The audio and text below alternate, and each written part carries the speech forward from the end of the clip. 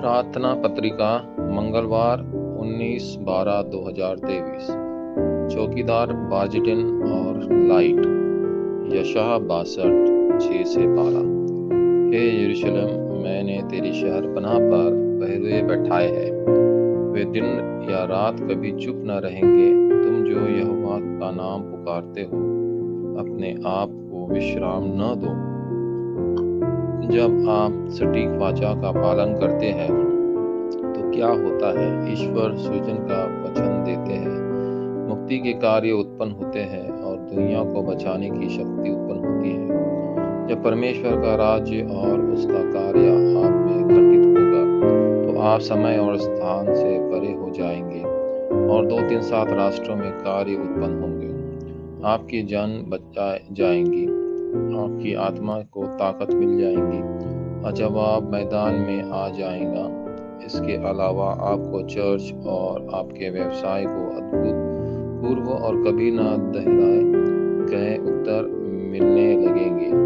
क्षेत्र और मेरे अतीत को आशीर्वाद देने के समय सक्रिय उठेंगे। क्या करने की आवश्यकता है, इसके बारे में युग के उत्तर दी जाएंगे और भविष्य देखा जाएगा। यह 3-9-3 है। इस समय ऐसे काम होंगे जिनमें लोग अनजान होंगे। भजन 103:20-22, प्रेरितों 1:11 और 27:24। जब आप प्रार्थना करते हैं तो प्रभु की आत्मा चलती है। दानियल 10:10-20। और आपकी प्रार्थना सिंहासन के पात्र में रखी जाती है। प्रकाशित वाक्य 8:3-5। तो फिर परमेश्वर इन कार्यों को किसके माध्यम से पूरा करेगा? पहला, आप वह चौकीदार है जिसके पास रोशनी है। इसलिए आपको प्रार्थना करने की आवश्यकता है कि सृष्टि का प्रकाश उत्पत्ति 1:3 और महिमा का प्रकाश यशायाह 62:6-12 आप पर आए। यीशु मसीह प्रकाश के रूप में आए। यीशु पर विश्वास करें, आप भी ज्योति बन जाएंगे। तो अब आपको इस प्रकाश को रिले करना होगा। यूहन्ना 1:11 और 1 पतरस 2:9। दूसरा, आप ही वह है जो प्रकाश फैलाते हैं। यदि आप एक ऐसा व्यापारी जुटाते हैं जो आपके व्यवसाय को रोशनी करता है तो 7 मिशन सामने आएंगे। केवल की पद्धति के माध्यम से तुम्हें परमेश्वर के कार्य को पूरे पृथ्वी के छोर तक पहुंचाना होगा। अपना स्वयं को 2-3-7 राष्ट्र खोजें। प्रार्थना की शक्ति को रहस्य का आनंद देने के लिए आपके व्यक्तिगत अनुबंध की खोज करें और निश्चित भविष्य को थामे रहें।